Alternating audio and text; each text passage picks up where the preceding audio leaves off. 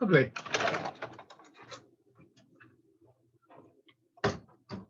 Hope you're all well.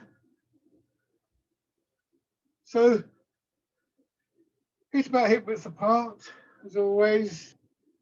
Just let your hips sink a little bit and gently turn it.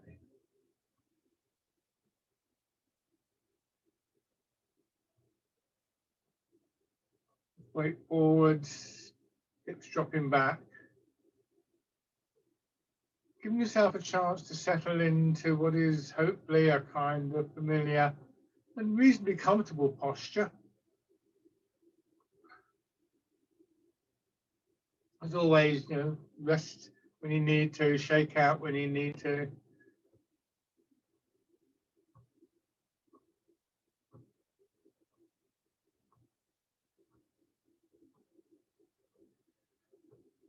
You want that sense of being comfortable in the posture because you don't want to develop a quality where you feel that you're fighting against your own body.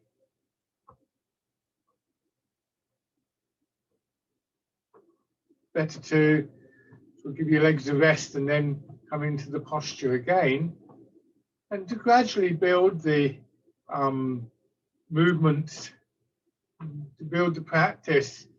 Your legs will begin to condition, the muscles will get stronger in the appropriate way, and so on and so forth.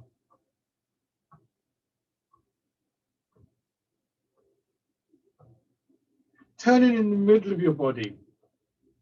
So if I let my arms drop down, if you imagine if I had a sort of spotlight or something, a torch in my navel, I'd be shining it from one side of the rib, well, from one corner to another, really.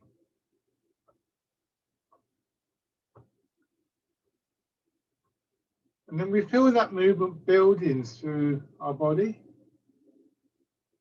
You can have a sense of your rib cage.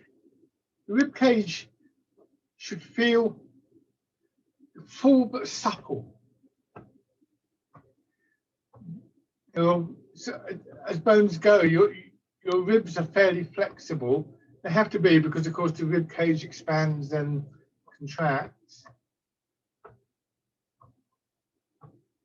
As I've said before about our back, we can sometimes form the view that our back and different parts, other parts of our body, are quite solid, and that view will become self-fulfilling over a period of time. Remember that we're mostly water. 97% or something. No, it's not that much. It's something like 76%, isn't it? We're mostly water. It doesn't matter what the percentage is. So whatever we think in terms of our body feeling stuck, then it's a bit of an illusion. It's an interpretation of a feeling. Well, I prefer to think of this term that is used in Chinese medicine that we translate as stagnant. So rather than stuck, rather than solid, it's just there's no movement there.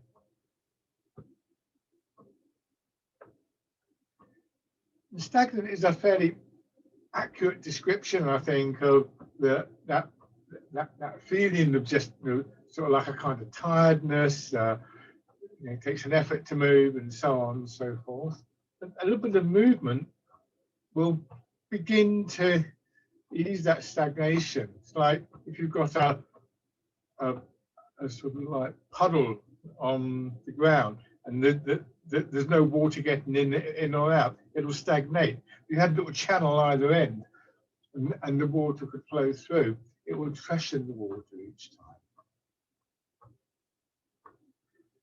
A really important part of that process is your breathing. And when I say to people that I don't put a lot of emphasis on the breath, I don't mean to suggest that it's not important, just that it happens anyway. We naturally breathe, and improvements in your posture and your movement will just have a knock-on effect on your breathing. But it's useful to recognize that you can come to your breathing as another anchor point as another point of focus. And you may even notice, not everybody's going to experience this, so don't feel you're doing something drastically wrong if you don't. But you may notice that your breathing becomes a bit more smooth and a bit more fluid. So for some people, the breath can be a kind of indicator of the kind of quality of movement that we're looking for.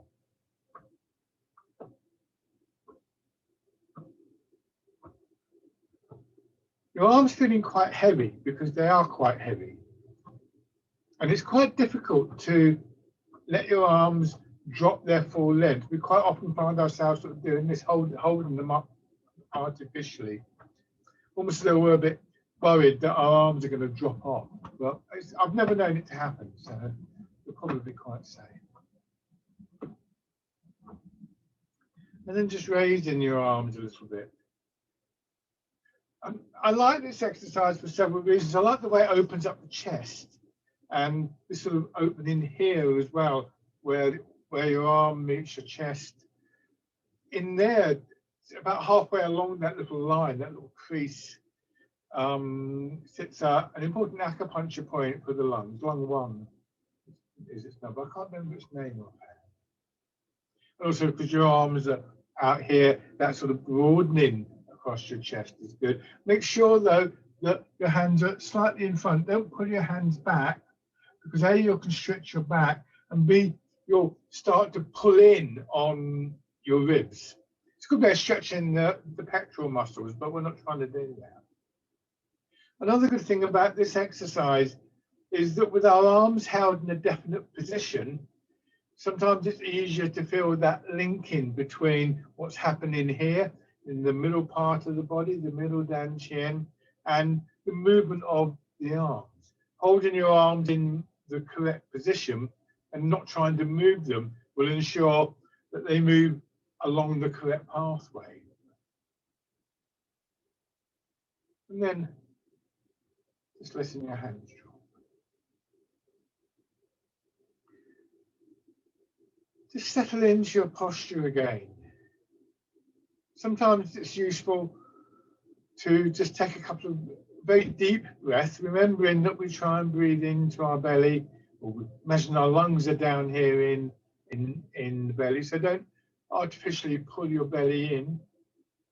I know it's tempting to do that, but we want to get the feeling overall that our posture kind of reproduces the same kind of effect that we would get if we were on all fours. So, you know, if we were on all fours like this, then our back would be like a horizontal beam or pole, and the front of our body would hang from that, like washing hanging from a line or something like that. So there's a problem in the sense that when we're like this, which is basically how we've evolved, then this whole area of the belly, the solar plexus, the ribs, we're not trying to pull in to hold ourselves upright. It can literally hang down. You look at a cat or a dog or something like that, which means there's no straining here, but just in ordinary movement.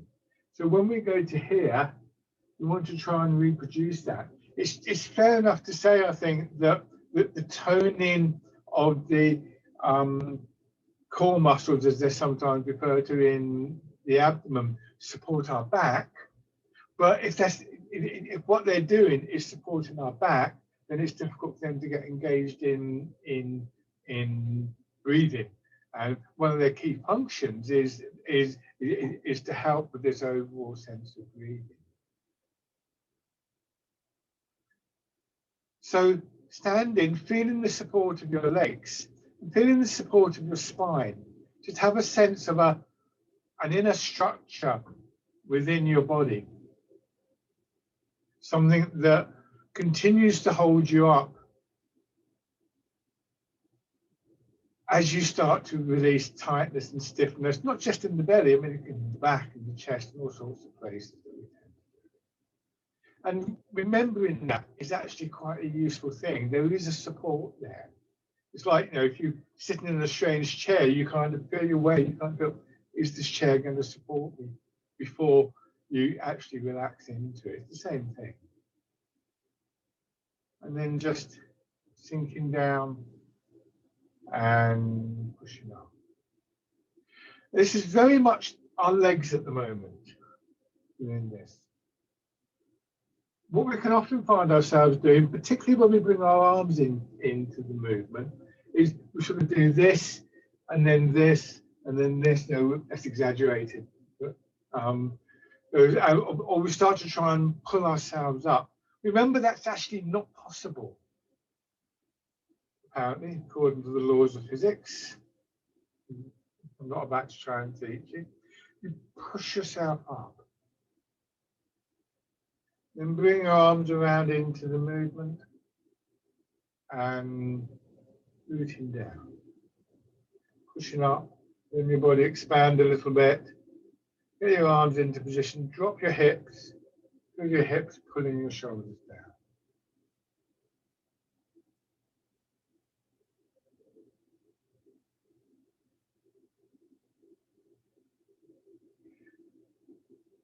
I'm going to come a bit closer. I'm going to do something with you just as an experiment, really, or an indication of something. As we do this, you'll lose the flow of the movement, but it's breaking each stage of the movement down into 4 stages. So come to this lower position here, and the first stage, 1, is really the thought. Your intention is to push up. On 2, you straighten your legs a little bit and that pushes your shoulders up. On 3, your arms follow the shoulders up. And on 4, they turn round. Then on 1, there's the intent to drop. On 2, your hips drop, your shoulders to an extent, but you may feel your back lengthen. On 3, your arms drop down, and on 4, they turn round. So 1 is the intent. 2, you push up, and again, you may feel a slight sense of compression in your spine before the spine releases and your shoulders come up. On 3, your hands follow, and on 4, they arrive. So it's 1 is the intent, 2 is the hips, followed by shoulders. 3 is your hands, 4 you arrive. 1 is the intent, 2 is the hips, and then the shoulders. 3 is your arms and hands, and 4 they arrive. 1, 2, 3, and 4. 1, 2, 3, and 4. So keep that count in your head. Don't stick to it rigidly, and there'll start to be an overlap, as there should be, as the flow starts to reinstate itself. But retain in the back of your mind this sort of awareness of those stages. So there's always a moment when we feel the intent building, and then we feel the movement in the legs, and then the response in our shoulders and our arms, and then we settle in. And as we settle in, we now start to have the intent to sink, and so on and so forth. So the overlap starts to happen, but that basic sequence underpins that. And indeed, in one way or another, maybe not as in exactly the same way as this, will underpin all the movements that we do.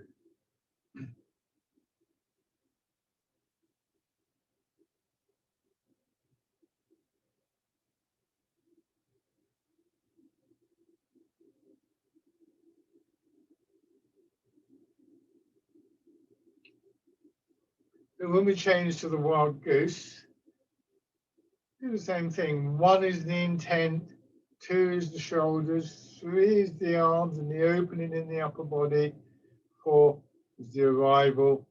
And we could even overlap 4 with 1 of the next one, the intent, and then the sinking of the hips, and then the arms coming down and arriving, and so on and so forth. there's different ways you can interpret the count, but it's really just a case of slowing the movement down, trying to be aware of the different stages that we move in. Keep that overall order of the movement.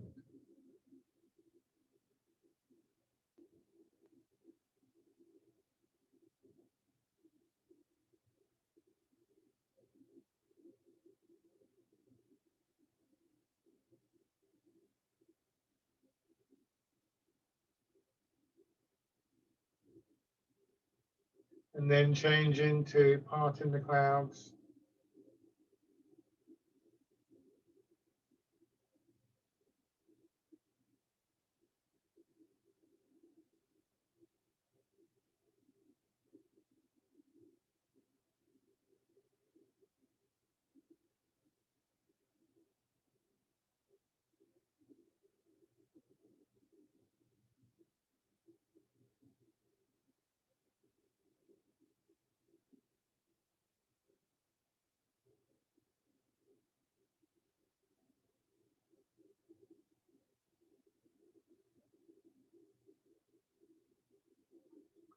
We can put that count alongside that feeling of carrying the tray of drinks that I've used a few times recently.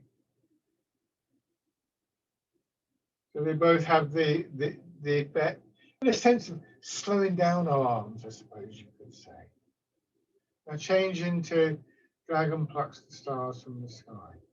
And as you push one hand up, can you still feel the weight of the other hand?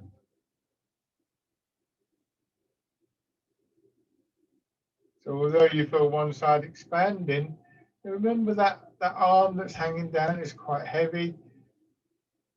I don't know if you can see, I'll come a bit closer, my hand will disappear, but notice how my shoulders are sloped down.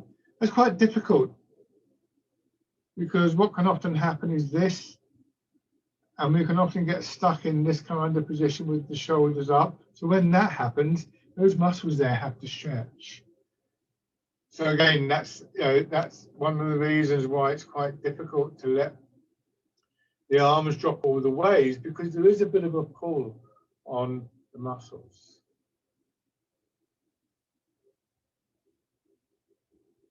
Imagine holding a heavy bag in your arm, just letting it hang down.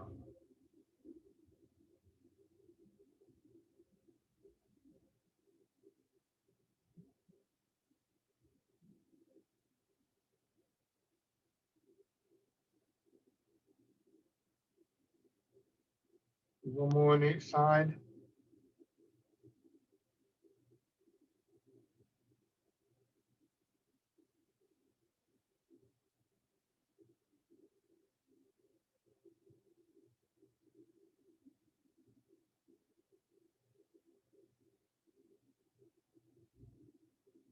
Now pushing in 4 directions. Don't forget that thing of the intent. So intent is in a sense, the idea in the mind. And obviously, to sort of apply intent to a whole exercise or set of movement requires a sense of familiarity with that particular exercise. But there's other elements of intent, the intent to connect to the ground, for instance, the intent to move from your center. And these various other principles that are universal, really, to all the movements.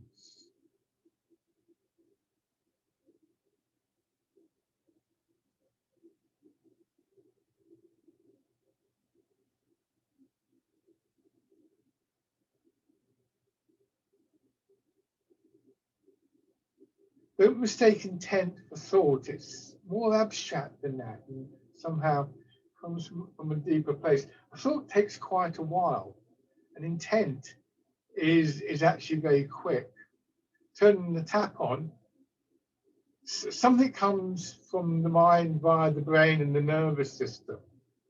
And you don't have to think, right, I need to put my hand out and take hold of it and now turn it. to the right and the water will come out. You just do it. And yet there's a quality of intention there.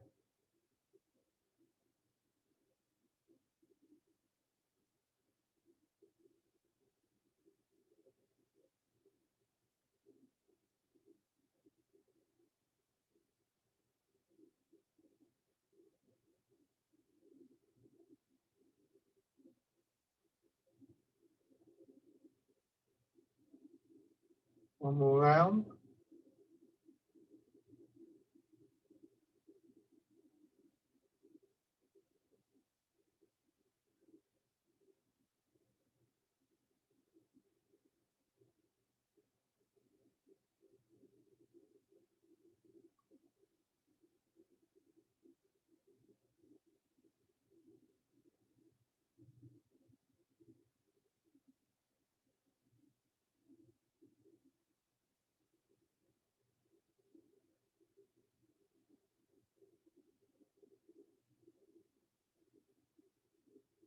And then circling palms.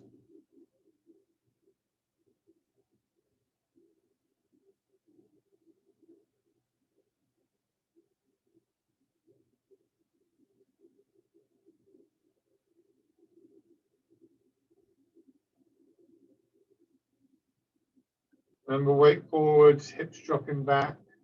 It's that dropping back of your hips that is so important in the building of a structure, which means you can remain upright, vertical, without the strain.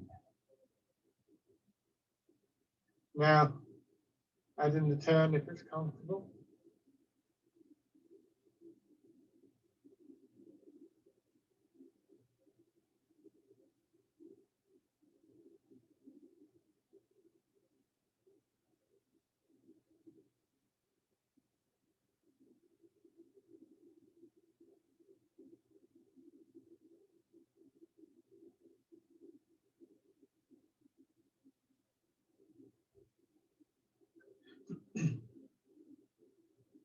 And then switch sides.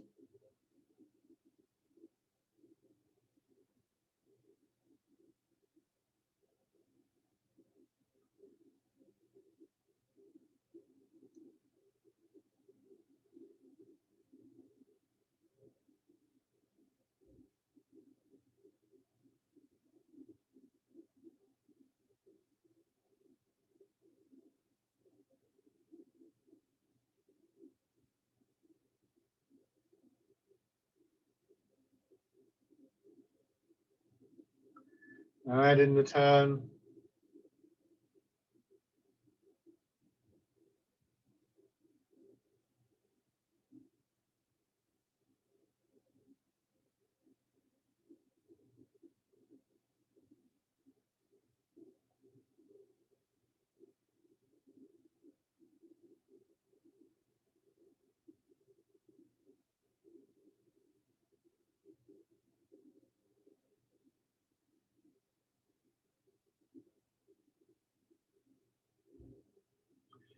Now rowing a boat in the middle of the lake. So here we go from vertical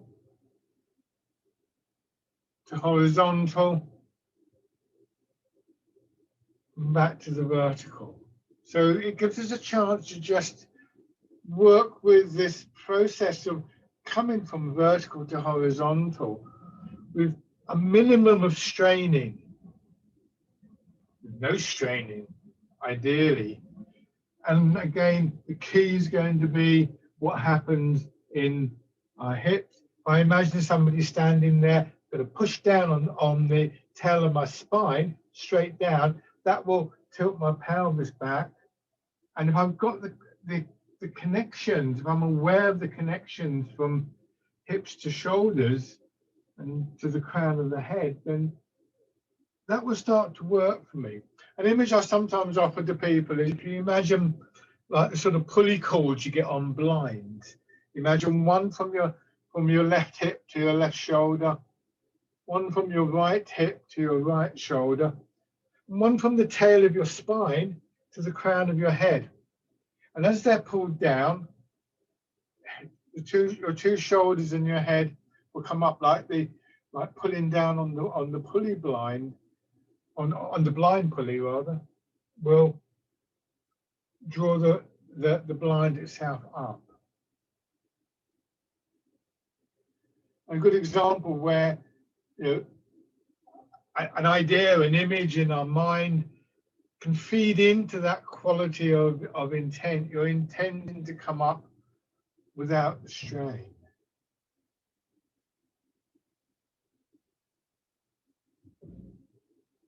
And then come to the upright position and shake out. If that's tricky for you, it's quite a demanding exercise, that one, I think. And it's quite strong on your back, it's quite strong on your knees.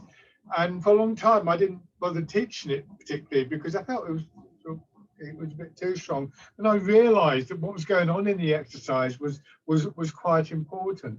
So it's worth practicing. But if you're finding, you know, if you're a bit concerned, you know, you're not too happy with what's happening to your back, or even if you are and you want a different view of it, try this. Just take a chair and sit on the edge like this. Have your feet out in front of you, and you can feel the bones at the base of the pelvis that you sit on, a bit like the blades of a rocking chair. And all you do is you tilt forwards, and you're going to use your legs to support you. But imagine somebody sitting beside your chair. They've taken hold of your belt and they pull you back, and that draws you up into the chair. And this is quite a useful way of just playing with that particular mechanism, that adjustment of our pelvis, dropping back of our hips, and the effect that it has on our head and shoulders. That's quite an important exercise, I think. So, you know, it's something that we want to apply all the way through the movements. Though most of the movements we do, we remain vertical, but of course in life we don't necessarily. So just transferring your weight from side to side.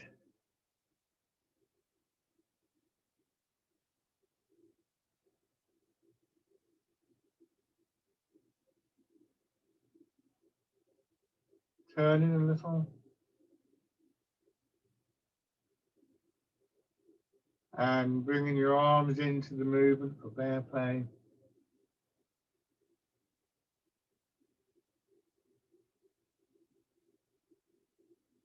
So here as well, if we think about what I was talking about before, we have the intent to come back. And actually, one of the really important things that's going to help us with that is going to be the movement from the leg, but also the action of the hip. What happens if I just pull my hip back? That's actually going to move my body. Now, obviously, if that's all I do, I'm going to fall over. So there's more to it than that. But having got to here, I then can really feel the movement in my hip.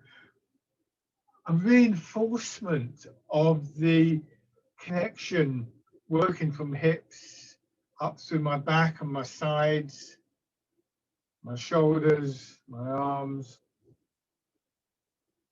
so that the actions, the energy, my legs, whatever they happen to be, weight transfer, a bit of a push up and so on and so forth, have a way of being transmitted through the upper body to my arms.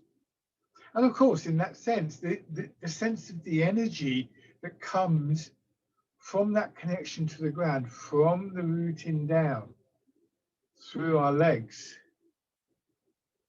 is actually made available to the upper body in that sense. Like the root of a plant is connected through the stem to the flower. Yeah.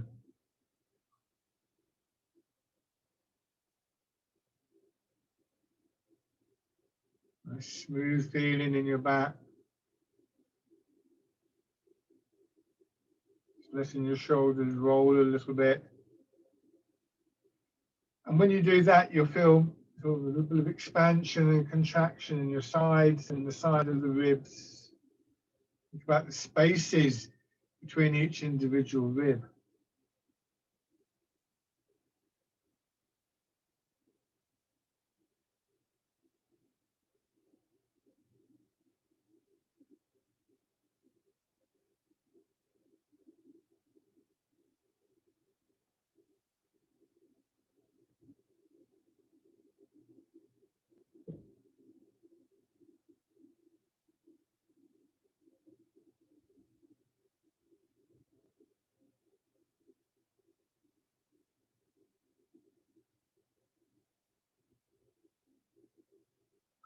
One more time.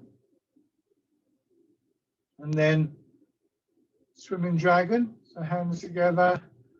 Your knees bend a little bit, come underneath. Imagine the 3 circles: belly, solar plexus, and head. Nice and smooth, fluid in your back.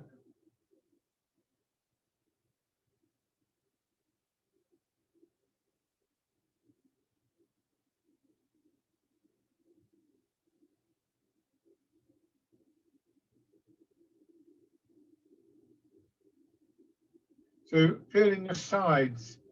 So one side contracts, the other expands, and then that switches.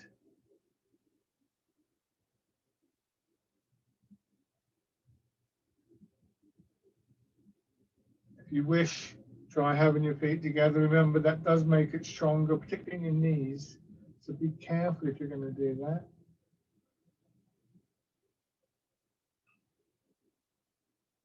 This is the traditional way of doing this. And particularly with knees together, I tend to find here, as I go down for the lowest point, it's not just this, but there will be a slight tilting. So here, to come back up, I want to again just let my hips drop back.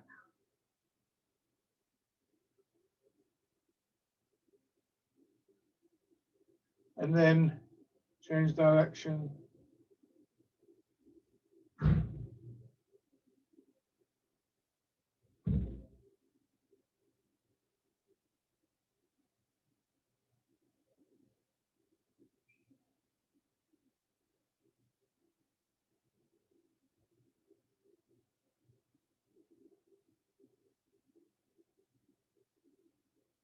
Very carefully, just feel what's going on in your back and your spine.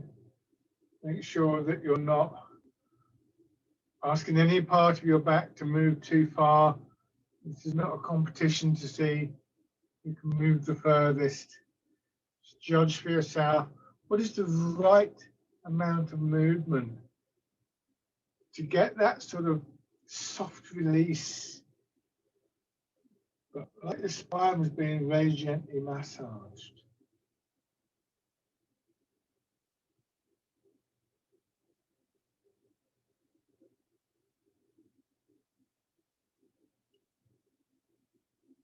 Okay, now bring your feet back parallel and stretch in between heaven and earth. Now, pushing up, a slightly diagonal quality between the hands. Turn your hands in to hold the ball. They pass very close to each other, almost touching each other.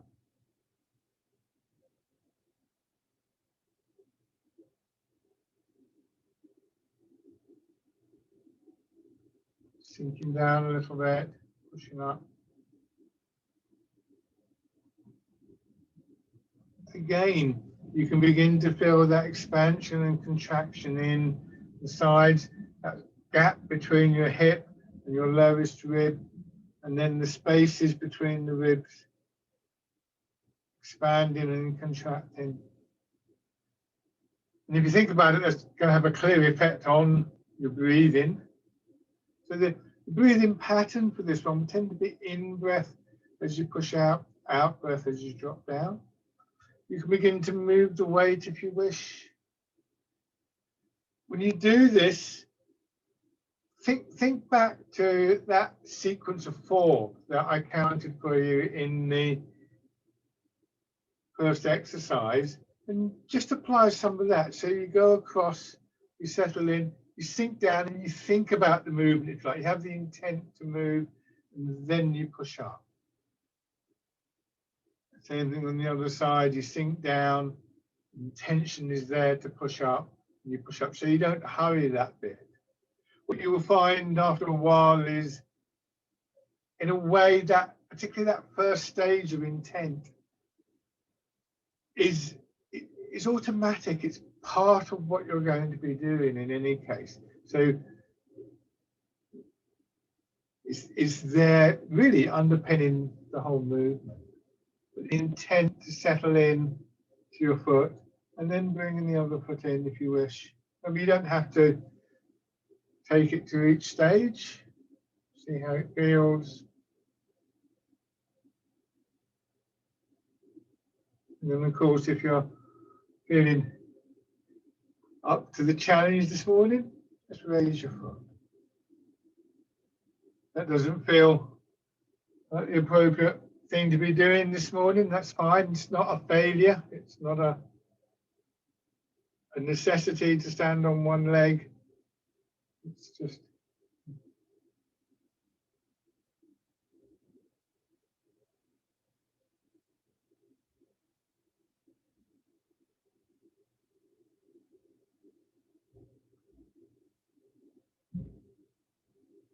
remember, though, if you are trying particularly to stand on one leg, strong intent for your foot to sink into the ground. An equally strong intent for your hips to drop back. So you're not getting to here and having to sort of like stiffen up your shoulders to keep your head upright, because that's when you'll start to wobble around.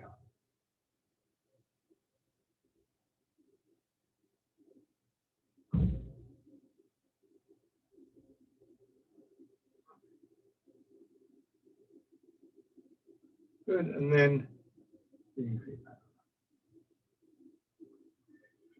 Good.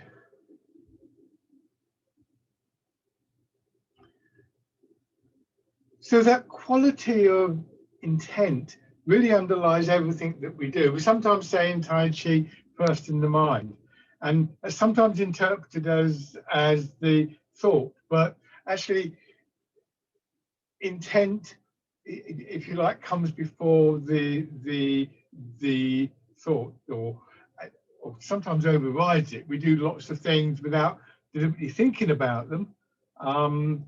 And sometimes I say to people, an example might be if you got your key, you go to unlock the door. Most keyholes wear a little bit over a period of time, and so the key needs to be jiggled slightly.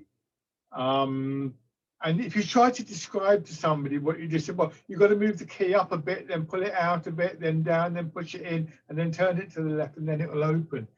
It's done by feel, and it's not that you're not thinking about it, or it's not that you're not aware of it, but you're not having to think, I do this, this, and this. And so what eventually happens is things like the sinking of your weight into the ground, the starting of the movement from the feet, occupies that sort of area.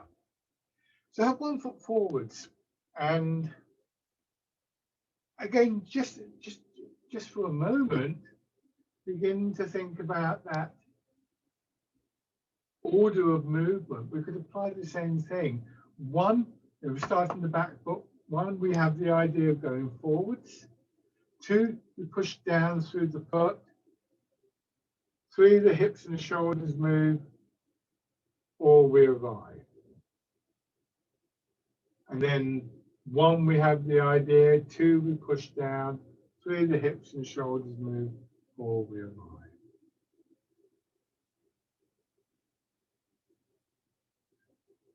Clearly, it's quite forced to separate these things out, particularly the pushing down of the foot and the movement of the hips, because almost as soon, almost the moment, probably the exact moment that you do push down, there's going to be a response in your hips. But what can be quite interesting is if you stop your hips moving, carefully. So you push down, but you don't let the hips move. You'll feel the build up in the leg. Your leg becomes a bit like a bow in a bow and arrow. You pull the bow and you hold it. You don't let the arrow go. So it's like you push down, you're ready to move, but then you allow the movement to happen. Which is why we sometimes refer to this action as loading and releasing, loading the leg and releasing. And maybe as you get more used to this, you'll also feel a similar kind of quality in your back, because sometimes the legs are described as a set of springs, the back is described as a spring. So you're loading the springs for the back.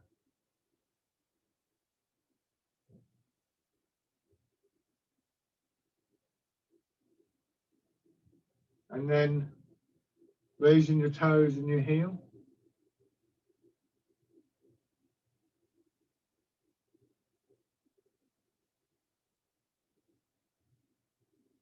All of these things are elements in our Tai Chi practice, and you've probably noticed, I mean, I tend to have ideas, I tend to have a theme for a class, or sometimes for several classes.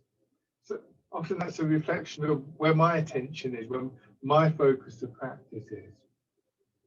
And sometimes those things may mean something to you, sometimes not. Sometimes they may mean something the next time I do it, or whatever.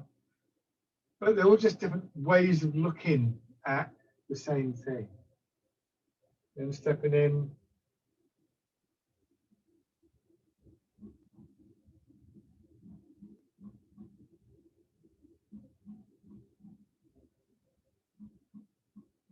So the use of that intent really brings the meditational aspect into the whole practice and encourages a very deep focusing and calming of our mind. So there's a benefit not just for the physical movement, but for the mind in this as well.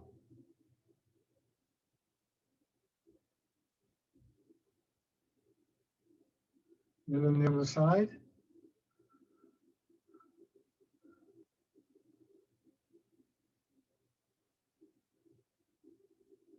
Remember that the distinction that we often make between body and mind is really quite a false one, and is one that you tend not to find in the traditions that things like Tai Chi come from.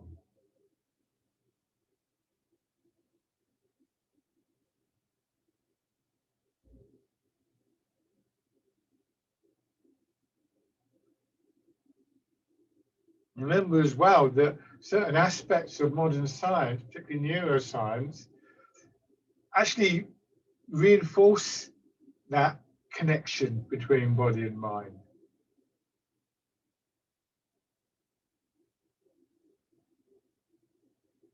And then raising your toes and your heel.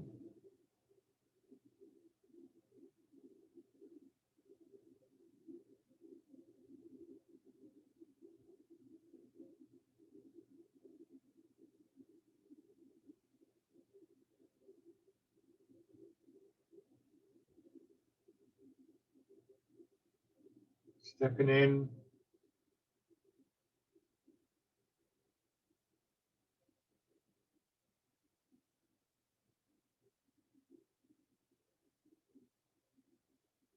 Notice how my foot comes in, back and out. So it's a movement in to the center, and then extending outwards, expansion and contraction again. And it should have a bit of a kind of rounded quality to it. And then stepping through, just as your arm is quite heavy, so is your leg.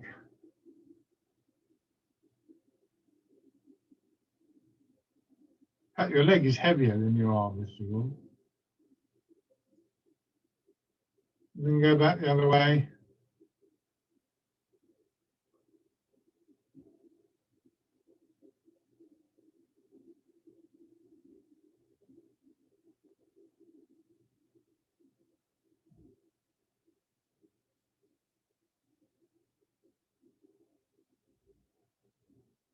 And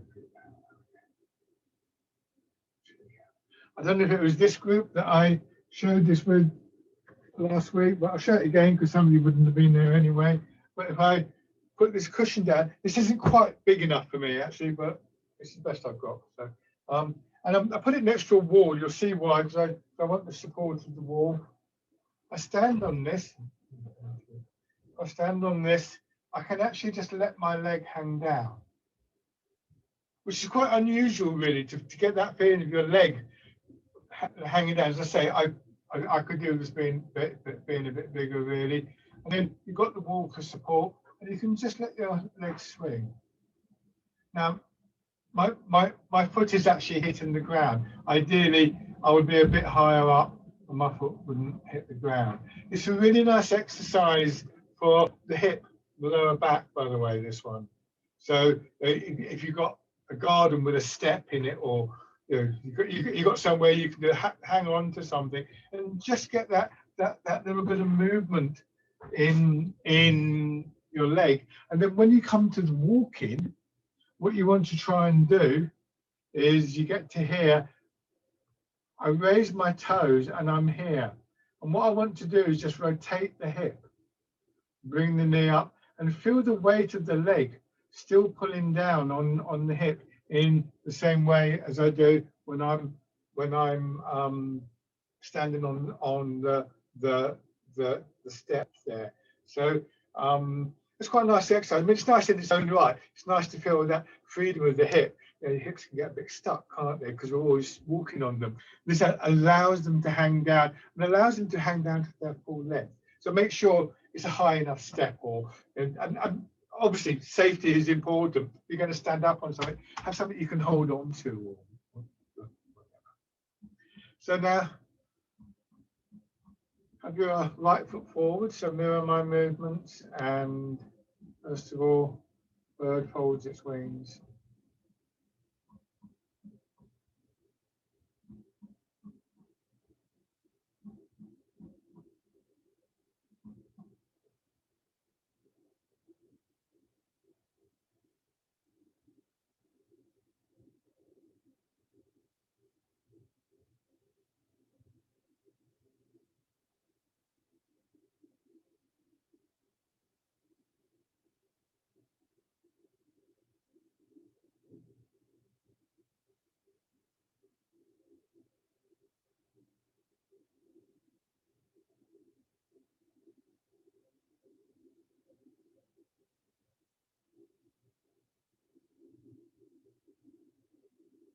And then change into fisherman castanet. Remember that weight of your arms.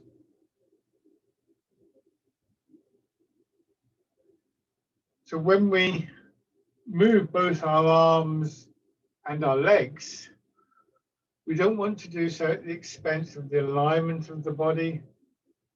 So for instance, here, when I go through, what I don't want is that shoulder to come up. I want a freedom of movement, a free movement from the shoulder.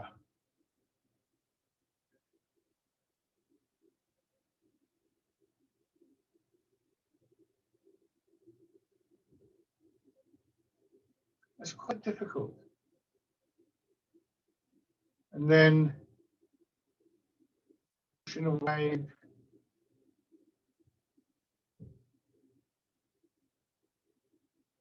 With all of these movements, you could do that little count. You could just pause on one leg or the other, have this intent that you're going to go forwards, to go backwards.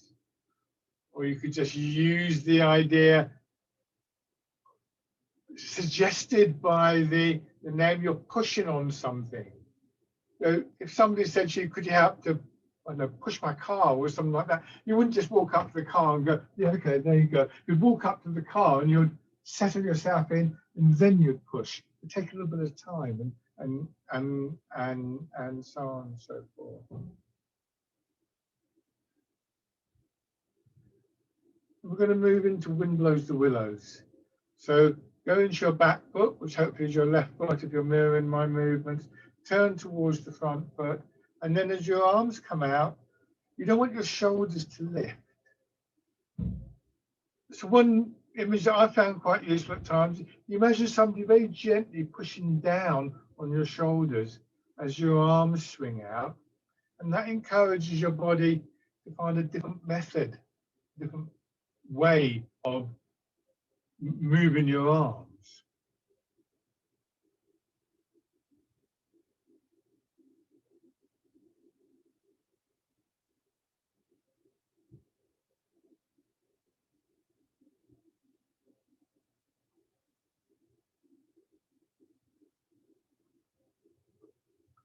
Raising your toes and your heel. Remember, as your toes come up, as your heels come up, your hips drop.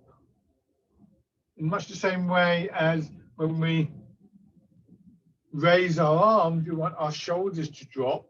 The same thing with our hip joint. It's a useful image.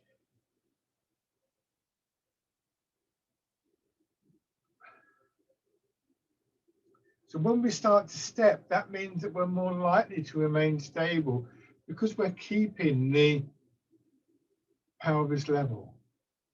If I go into my back leg and I bring my foot in and I go to raise this front leg by tilting the body, now look at me, I'm sort of I'm already wobbling around.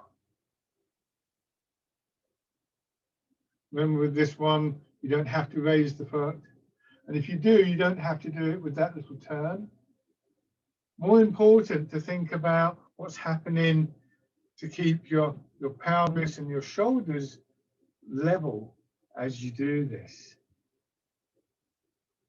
And if we're straining and struggling to raise the leg, we're far more likely to lose that alignment, and you'll get less benefit from the movement.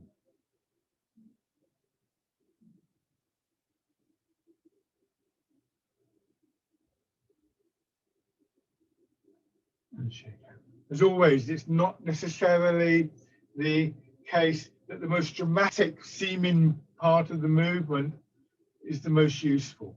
Really and truly, what we need is to be able to maybe make this kind of movement. It could be walking down the road or anything like that. So to be able to go from here to here, maybe to there, without losing that alignment with the pull of gravity, is going to be far more valuable in your life than being able to do this. I mean, just when do you need to do that? Apart from in Tai Chi. So have your left foot forwards.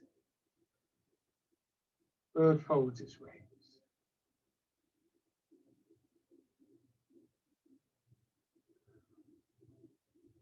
With this one, just let the rib, send the sternum drop in, rotate the arm, and you may find sometimes you get to there, but you shouldn't feel like you're twisting your arm up. It should feel very smooth down the arm. So how far the hand turns in, again, is a matter of personal judgment. And again, it's very much one of those things that can vary. I mention that because I just noticed, sort of watching what I'm doing in the camera, that actually sometimes I do this, but when I'm doing this today, it's really tightening my shoulders. It doesn't feel right. So I'm only going to here. Next time I do it, I may go further. I don't know. It's about being aware of what's happening in your body and just what is appropriate. And then fisherman cast a net. If I were to discover that actually I was somehow losing the ability to turn my hand all the way in, then I would work on that, by the way. I would seek to extend my range of movement, but over a period of time, very carefully.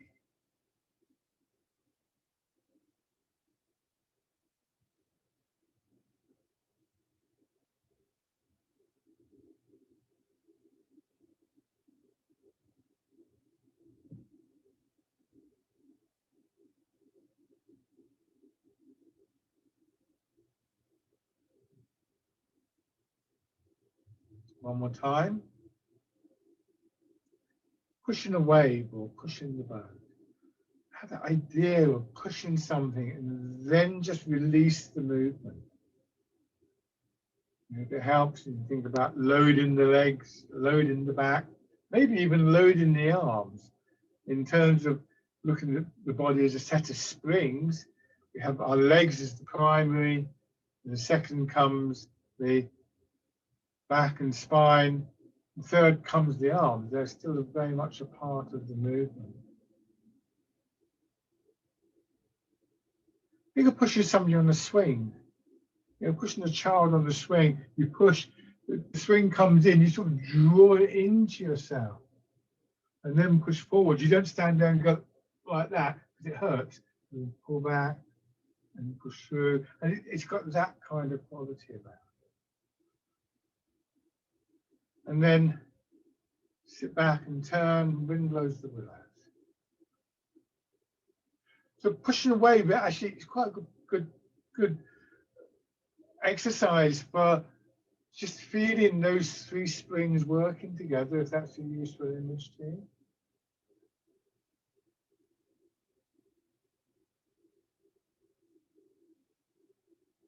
Here you might not feel it down the middle of your back as much as at your sides.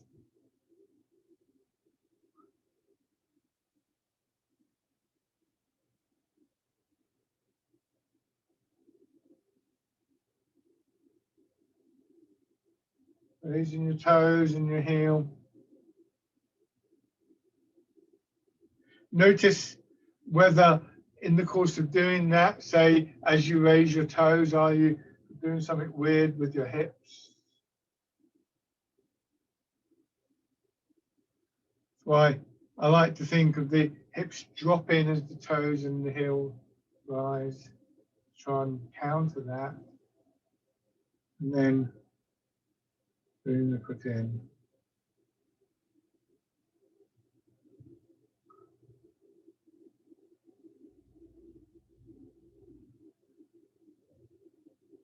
Raising if you wish, either straight up or with the little turn.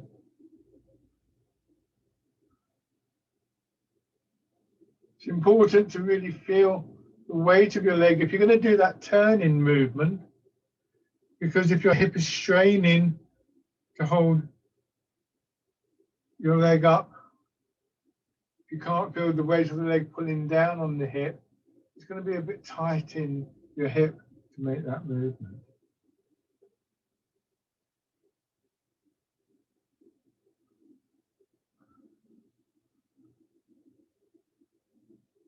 Good, and bring your feet parallel. Good. Rub your hands together.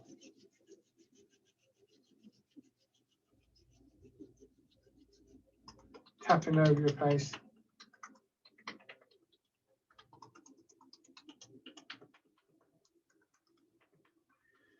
Over your head and neck.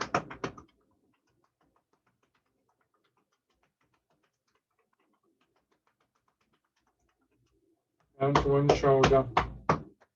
Arm.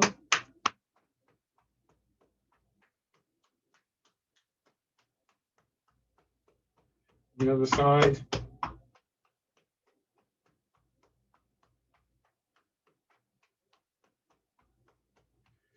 Your back.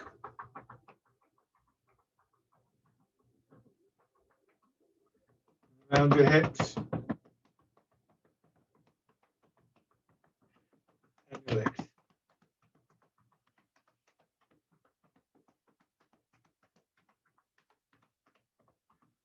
Belly. And the upper part of your chest.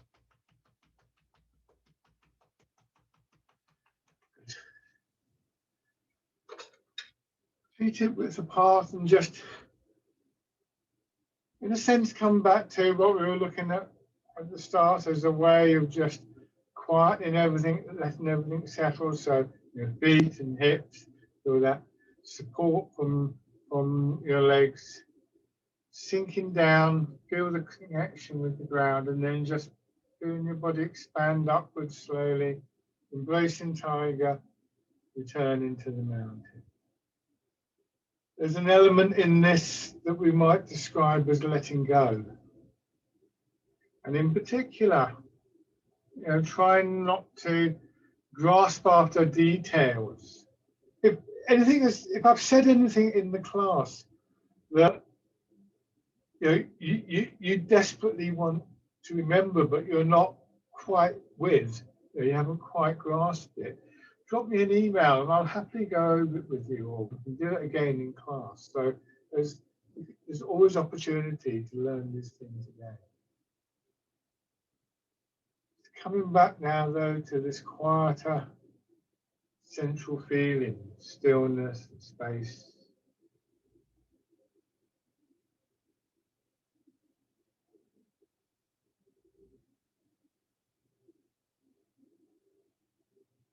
And then just standing.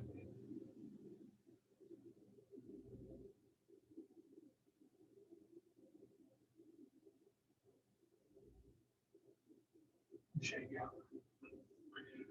Brilliant. Spot on. Thank you very much, everybody. Thank you. See you next week. Lovely. Take care, all of you. Thank you, Mike. See you next See week. you all.